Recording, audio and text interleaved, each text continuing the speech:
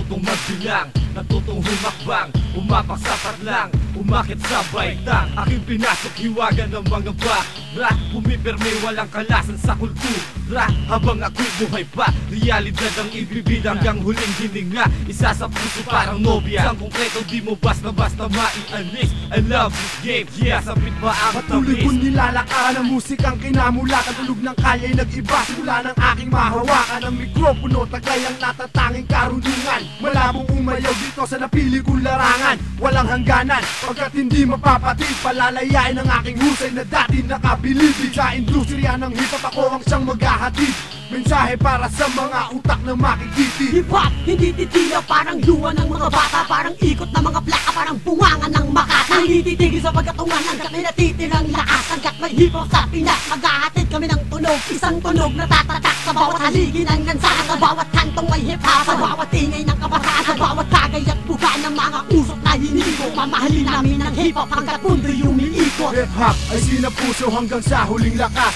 hanggang sa huling tinta, hanggang sa huling kanta. Aming boses ay yumakap, inabot bawat pangarap na sa bawat pagbuga ilalaan para sa hip-hop. Hip-hop ay sinapuso hanggang sa huling lakas, hanggang sa huling tinta, hanggang sa huling kanta. Aming boses ay yumakap, inabot bawat pangarap na sa bawat pagbuga ilalaan para sa hip-hop. Hip-hop ang dahilan kung ba't sumibol ang pangalan ko, at dahilan kung ba't ganito ang kapalaran ko. Pagiging agresibo ang sanhi ng katapangan ko, upang tumawid sa bawat hamong lalakaran ko.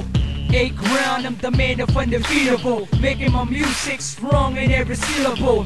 Yup, they call me Mr. Unbelievable, cause if I spit some rhymes, I can defeat them. Aking pinasok ang larangan at tugmaan na kinagisnan sa bawat laban na aking tinahak, di inatrasan. Naging inspirasyon ng pagsulat ng mga kanta upang pabukas sa mga tao na ito aking kultura, na hindi basta-basta bumibitaw sa pagsigaw. Ang tulad kong naging Makata, animoy damong ligaw. Kahit marami pang hadlang dito sa ating industriya, ako ang siyang magtataguyod ng panibagong musika. Hip-hop ay sinapuso hanggang sa huling lakas, hanggang sa huling tinta, hanggang sa huling kanta. Aming boses ay yumakap, inabot bawat pangarap na sa bawat pagbuga ilalaan para sa hip-hop. Hip-hop ay sinapuso hanggang sa huling lakas, hanggang sa huling tinta, hanggang sa huling kanta. Aming boses ay yumakap, inabot bawat pangarap na sa bawat pagbuga ilalaan para sa hip-hop. Nagmistulang isang kawal ng pinasok ang larangan, handang makipagbuno sa bawat hamong lalakaran.